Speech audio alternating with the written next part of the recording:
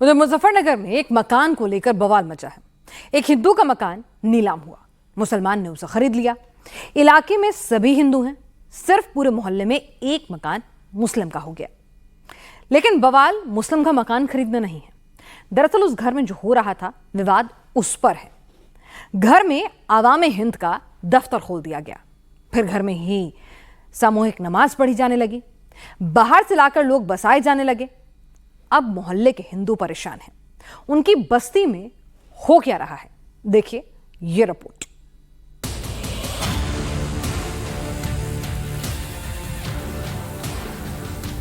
मुस्लिमों के मोहल्ले में जाए कोई हिंदू कुछ जो है मंदिर के घंटे बजाने लगे, ये क्या नाम है, हम चालीसा लाउड स्पीकर पर चालीसा बजाने लगे, उन्हें कैसा लगेगा?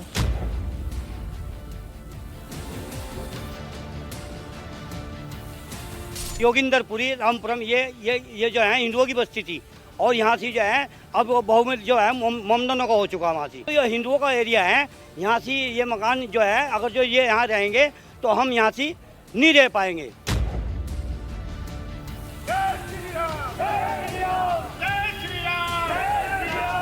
बयालीस लोग आप सहारनपुर से बुला के यहाँ ठहराएंगे तो कल को कुछ ना कुछ तो उत्पात होना ही है ना। हिंदू मोहल्ले में मुस्लिम बस्ती किसने बसाई? हिंदू इलाके की डेमोग्राफी किसने बदल दी?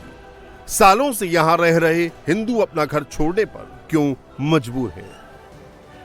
गतिविधियां हैं जो इनके विचारधारा जो है वे सही नहीं है हिंदू के प्रति। ये हिंदू के प्रति इनकी विचारधारा जो है, कभी हमारे हिंदू के प्रति इनकी विचारधारा सही नहीं होने की। अभी एक किस्सा रामपुरम का है। एक मकान वहाँ काजी का मकान था और काजी का मकान इन्होंने जो मकान वहाँ से सारे हिंदुओं के टोटल मकान वहाँ से टोटल मकान जो हिंदुओं के थे इन्होंने मंदे दामों खरीद के और अपनी मतलब बच्चों को वहाँ उनसे लूट मार करवा के और अत्याचार करवा के हिंदुओं पे उनके मकान ज़बरदस्ती कब्जा दिए गए अम्बा बिहार और क्या नाम रामपुरम में।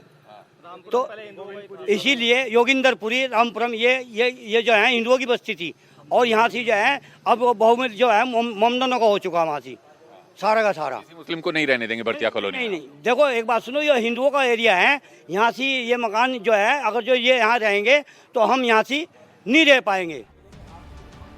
मुजफ्फरनगर का भरतिया कॉलोनी हिंदू बाहुल्य मोहल्ला है। यहाँ एक घर को मुस्लिम ने खरीदा है, वो भी उसने बैंक से नीलामी में खरीदा। हिंदू इलाके में मुसलमानों के रहने पर कोई पाबंदी नहीं है, कोई कहीं भी घर खरीद सकता है, रह सकता है। मोहल्ले वालों को इससे एतराज नहीं था किसी मुस्लिम ने घर क्यों खरीदा, बल्कि एतराज मकान में होने वाली गतिविधियों से था, जिसके विरोध में भरतिया कॉलोनी में रहने वाले लोगों ने प्रदर्शन किया। थाने में शिकायत दर्ज कराई और 2 दिन की डेडलाइन भी दे दी। जय श्री राम, जय श्री राम। हिंदू एकता जिंदाबाद, हिंदू एकता जिंदाबाद, हिंदू एकता जिंदाबाद। दरअसल जिस मकान को नदीम ने खरीदा था उस मकान में कुछ लोग रह रहे थे और वहां अक्सर बाहरी लोग आते थे, जिससे लोगों को एतराज था। लोगों का आरोप है कि इस मकान में सामूहिक नमाज का आयोजन किया जाता था और पार्टी का दफ्तर भी चलता था, जिससे लोगों को उनकी सुरक्षा को लेकर चिंता थी। उत्तर प्रदेश के मुजफ्फरनगर जिले की भरतिया कॉलोनी में इस वक्त हम मौजूद हैं और भरतिया कॉलोनी का ये वो घर है जो इन दिनों चर्चा और विवादों का कारण बना हुआ है।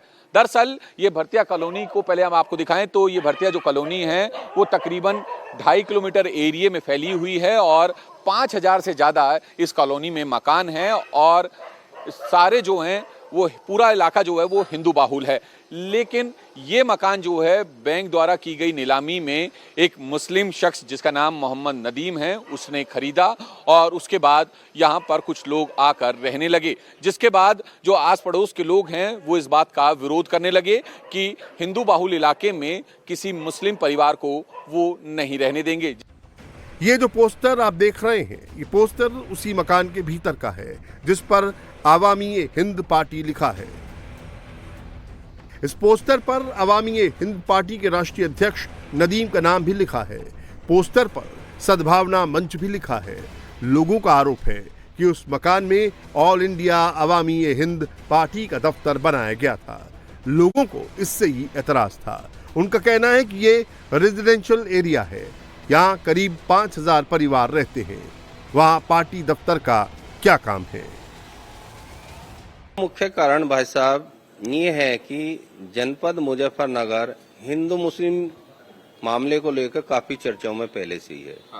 कई दंगे यहाँ हो चुके और उन्हीं चीजों को देखते हिंदू जो परिवार है मुस्लिम के आने से दहशत में है भाई कल यहाँ माहौल ना बिगड़ जाए। माहौल बिगड़ने के बहुत से कारण है, जैसे कि उसने नमाज पढ़ानी शुरू कर दी और नमाज चलो उनकी धार्मिक आस्था, एक व्यक्ति ने मकान लिया अपने अंदर मकान में पढ़ रहा है कोई बात नहीं, सामूहिक रूप से नमाज पढ़ानी, बाहर से लोग बुला के वहां नमाज पढ़ानी, कोई मस्जिद तो वहां है नहीं, तो इससे माहौल और उनकी मानसिकता हमें ठीक नहीं लगी। माहौल खराब करने वाली मानसिकता। क्या मानसिकता देख लिया? मानसिकता ये देखी है उन्होंने, एक तो उस मकान के अंदर अस्थायी कार्यालय बना, क्योंकि जो टेबल का निर्माण है वो सीमेंट से करा। अस्थायी होती है मेज धर के कोई मीटिंग कर ली कोई बात नहीं, सीमेंट से करने का मतलब है उसका इरादा ठीक नहीं, लंबे समय वहां रहने का है या कार्यालय खोलने का है, कुछ भी रहा होगा वो तो उसके मन में। लेकिन हमने जो देखा एक अनुमान लगाया जा सकता है, देखने से भी अनुमान ये है कि इसने जब अस्थायी बना तो इसका मंसूबा ठीक नहीं है। यहाँ कार्यालय बनाना, नमाज पढ़नी, ये कुछ ना कुछ इस मोहल्ले में दंगा फसाद कराने चाहता है। लोगों का आरोप है कि यहाँ बाहर से लोग आकर नमाज पढ़ते हैं, दूसरे जिलों से आए मुस्लिम समाज के लोगों को यहाँ ठहराया जाता है। उन्हें डर इस बात का ही है कि इससे कॉलोनी का माहौल खराब होगा। यहाँ जो है इलीगल गतिविधि का पाया गया है। यहाँ पर जो है डंडे वंडे भी मिले, कुछ हथियार भी मिले, इस तरीके से जो पता लगा है यहाँ पे। और हमारा तो यहीं सामने ही मकान है बराबर में ही, तो हम ये चाहते हैं सामाजिक सद्भाव बना रहे। गतिविधियाँ अलग ही हैं बस बिल्कुल। अब यहाँ पे भी आवाम हिंद का बोर्ड लग गया, ये अलग अलग गतिविधियाँ चलाते हैं, देश विरोधी हैं सब। देखो ये पूरा हिंदू बहुल्य क्षेत्र है, सभी लोग हैं, सभी जाति के लोग यहाँ पे हैं। कोई मुस्लिम समुदाय यहाँ पे रहेगा, नमाज कराएगा, बाहर के लोग आएंगे। देखो सहारनपुर से लोग 42 लोग लाके यहाँ पे ठहरा दिए, कल को कोई उत्पात हो जाता है पूरी कॉलोनी का माहौल खराब होगा। यहाँ पे देखो 3 कॉलोनियाँ थी, यहाँ पे योगिंदरपुरी, रामपुरम, अंबरयार, वहाँ पे ऐसे एक लोग आए हैं, आज सारे हिंदू लोग वहाँ से निकल के जा रहे हैं, सिर्फ ओनली मुसलमान रह गए हैं वहाँ पे। तो आप लोग रहने नहीं देंगे? नहीं, बिल्कुल नहीं रहने देंगे। मकान को लेकर सिर्फ फर्जीवाड़ा ही सामने नहीं आया, नदीम के ऊपर बिजली चोरी का भी आरोप लग रहा है। जब स्थानीय लोगों ने मकान के भीतर जाकर ये जानने की कोशिश की यहाँ कौन कौन रहता है, तो बिजली चोरी का खुलासा हुआ। घर में बिजली का मीटर नहीं था, इसके बावजूद चोरी से बिजली का इस्तेमाल किया जा रहा था।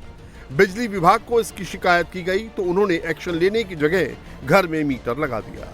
अब यहाँ के लोग बिजली विभाग के इस तेज एक्शन पर भी सवाल उठा रहे हैं, पूछ रहे हैं किसके कहने पर बिजली विभाग ने इतना फास्ट स्टेप ले लिया।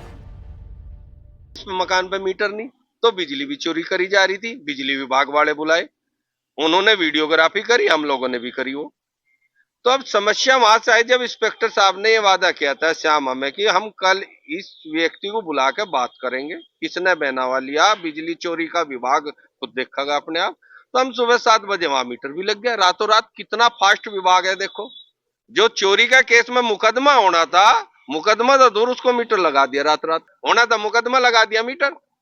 उसी आपत्ति को लेके मोहल्ले के लोग इकट्ठे हो गए, फिर यहाँ एक भाई कानूनन राय भी ले ली हमने लीगल लोगों से, और इनको बता कि माहौल कोई खराब ना हो, आप इस पर कार्रवाई करो। अगर 2 दिन का समय दिया, कोई कार्रवाई पुलिस प्रशासन नहीं करता, तो इसमें मोहल्ले के सभी लोग इकट्ठे होकर पंचायत करेंगे और वो निर्णय लेके फिर उसके बाद अगली कार्रवाई करेंगे।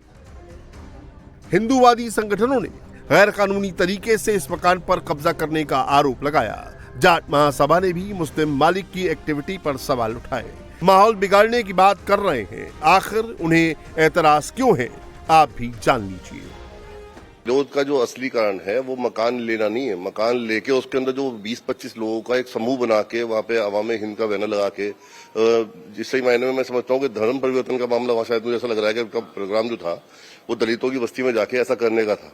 मुझे पहली दृष्टि में मुझे ये लगता है ऐसे व्यक्ति का हमको ऐसा विरोध नहीं है कि मकान लेने का विरोध, मकान लेने के बाद उसकी जो गतिविधियां हैं उनका विरोध है।